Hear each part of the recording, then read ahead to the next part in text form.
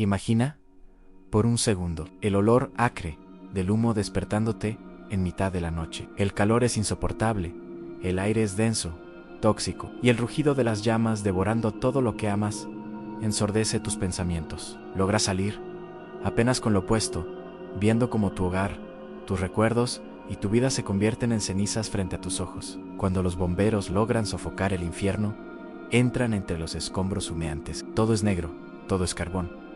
Las mesas, las cortinas, las fotos familiares, todo ha sido consumido. Sin embargo, en medio de esa desolación absoluta, hay un objeto intacto, colgado en una pared ennegrecida, sin un solo rasguño, sin una marca de hollín. Un cuadro es el retrato de un niño pequeño, un niño que te mira fijamente, con grandes lágrimas rodando por sus mejillas. Él ha sobrevivido al fuego, y según la leyenda, él fue quien lo trajo. ¿Tienes este cuadro en tu casa? Prepárate, porque hoy vamos a desenterrar la historia de la maldición de los niños llorones. Una pintura que, dicen, sobrevivía al fuego porque estaba protegida por las mismas sombras que la crearon.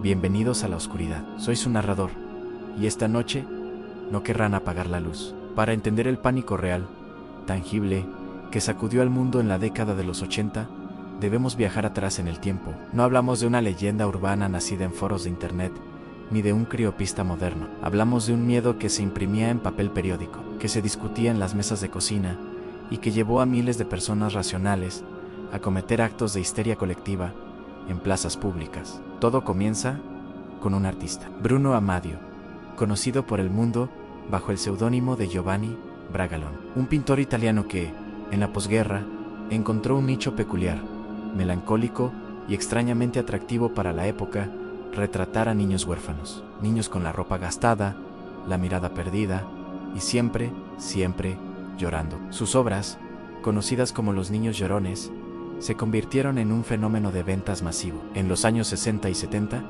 no había casa en Europa y posteriormente en América Latina que no tuviera una reproducción de estas obras colgada en la sala o en el pasillo. Eran baratas, eran emotivas y estaban en todas partes. En Inglaterra se estima que se vendieron más de 50.000 copias, solo en grandes almacenes. Parecía una moda inofensiva, hasta que el fuego comenzó a hablar. El punto de quiebre, el momento exacto en que la decoración se convirtió en pesadilla, ocurrió el 4 de septiembre de 1985. El diario británico The Sun, un periódico sensacionalista con millones de lectores, publicó una historia que heló la sangre de la nación. El titular hablaba de una pareja en Yorkshire, Ron y Mike Hall. Su casa había sido devastada por un incendio feroz que comenzó en una sartén olvidada en la cocina. Las llamas se extendieron con una voracidad antinatural, consumiendo la planta baja por completo. Cuando los bomberos terminaron su trabajo, encontraron algo que desafiaba la lógica de la termodinámica. En el salón, donde el calor había sido suficiente para derretir el metal y estallar los vidrios, el cuadro del niño llorón estaba perfecto. Ni siquiera el marco de madera se había chamuscado. Estaba allí, observando la destrucción que lo rodeaba, con esa expresión de tristeza infinita. Pero lo que realmente encendió la mecha del pánico no fue solo el incendio de los Hall, sino la declaración de uno de los bomberos presentes en la escena. El oficial, hablando bajo condición de anonimato, dijo algo que cambiaría la historia para siempre. Dijo: no es la primera vez. He estado en al menos 15 incendios donde todo estaba destruido, menos ese maldito cuadro. El bombero confesó que ningún miembro de su brigada permitiría tener esa pintura en su propia casa. Sabían que algo andaba mal con ella. Sabían que, donde estaba el niño llorón, el fuego no tardaba en llegar. La publicación de este artículo actuó como un catalizador oscuro. De repente, la redacción del periódico se vio inundada de llamadas y cartas a cientos de personas. Cientos relataban la misma historia imposible. Una mujer en Surrey contó cómo perdió su casa 6 meses después de comprar el cuadro. Lo único que recuperó fue la pintura. Otra familia en Londres relató que, tras colgar el cuadro, sufrieron una racha de mala fortuna inexplicable, culminando en un incidente fatal donde un familiar sufrió quemaduras graves. Pero el cuadro, colgado justo encima del foco del incendio, seguía intacto. La gente comenzó a mirar esa pintura, que había estado en sus hogares durante años,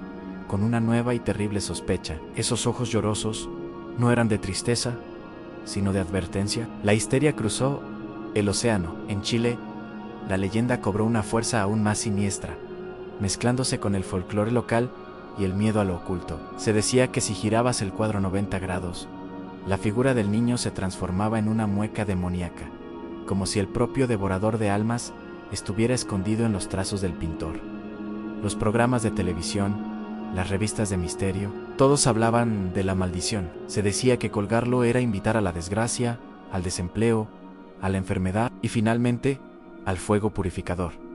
Pero, ¿cuál era el origen de esta maldad? ¿Por qué un simple retrato atraería tal nivel de destrucción? Aquí es donde la historia se mezcla con el mito oscuro de Bruno Amadio. La leyenda cuenta que el pintor, frustrado por la falta de éxito, realizó un pacto oscuro, un trato con entidades que no pertenecen a nuestra luz. A cambio de fama y reconocimiento eterno, sus pinturas estarían cargadas con una energía residual, un lamento perpetuo que se alimentaba de la felicidad de los hogares donde habitaban. Otra versión, quizás más trágica, habla del modelo original. Se dice que el niño retratado era un huérfano real de la guerra, al que nadie quería acercarse.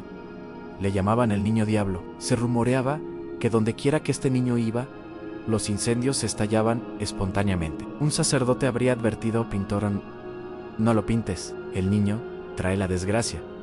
Su orfanato se quemó, la casa de sus padres adoptivos se quemó. Pero Amadio, fascinado por la profunda tristeza en los ojos del chico, ignoró la advertencia. Lo adoptó como musa. Lo pintó una y otra vez, capturando su alma atormentada en el lienzo. La leyenda termina de la forma más cruel posible. Se dice que el niño finalmente encontró su fin trágico en un accidente automovilístico, donde el vehículo estalló en llamas, consumiéndolo por completo. Su espíritu, furioso y dolorido, habría quedado atrapado en las copias de su retrato, condenado a quemar el mundo que nunca le dio un hogar. Volviendo a los años 80, el miedo era tan palpable que las autoridades tuvieron que intervenir, aunque no de la manera que espera. No para investigar lo paranormal, sino para controlar el caos social. El periódico The Sun, viendo la magnitud del monstruo que habían despertado, organizó una quema masiva. Imaginen la escena Halloween de 1985, en una pira gigantesca, en medio de una explanada, miles de personas llegando con sus cuadros bajo el brazo, con el miedo visible en sus rostros, madres apretando la mano de sus hijos, ancianos persignándose.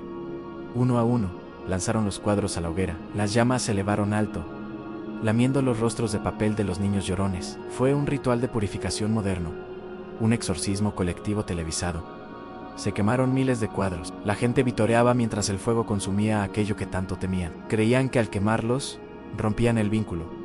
Creían que estaban a salvo, pero, ¿realmente lo estaban? Los escépticos, intentando poner orden en el caos, ofrecieron una explicación lógica. Dijeron que las láminas eran reproducciones baratas, impresas en tableros de fibra de alta densidad, y que el barniz, utilizado para proteger la pintura, tenía propiedades ignífugas accidentales, es decir, el fuego quemaba las cortinas y los muebles rápidamente. Pero el cuadro, al ser más denso y estar tratado con ese químico, tardaba más en prenderse. A menudo, la cuerda que lo sostenía se quemaba primero, y el cuadro caía boca abajo al suelo, protegiendo la imagen del calor directo mientras el resto de la habitación ardía. Una explicación plausible en científica, fría. Sin embargo, esa explicación no satisface a quienes vivieron el terror. No explica la racha de mala suerte, no explica la sensación de ser observado, no explica por qué, en incendios que duraron horas y convirtieron casas en hornos crematorios, el cuadro aparecía sin una sola burbuja en la pintura. La ciencia no puede explicar la atmósfera pesada que desciende sobre una casa cuando el niño llorón entra por la puerta. Incluso hoy, décadas después, la maldición perdura en la memoria colectiva. Si vas a un mercado de antigüedades, a una tienda de segunda mano, o quizás al desván de tus abuelos, es posible que lo encuentres.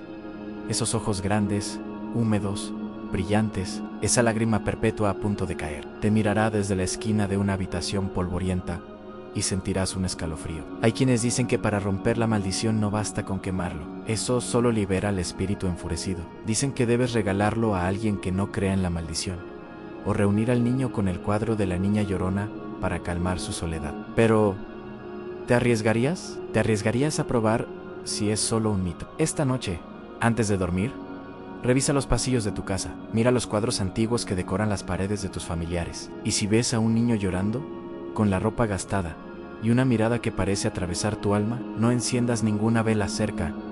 No dejes la estufa prendida, porque tal vez, solo tal vez, él está esperando la oportunidad para volver a sentir el calor del fuego. El misterio de los niños llorones sigue ahí, latente, en el silencio de las casas antiguas, esperando la primera chispa a dulces sueños, si es que pueden tenerlos. Gracias por acompañarme esta noche. No olviden suscribirse para más historias.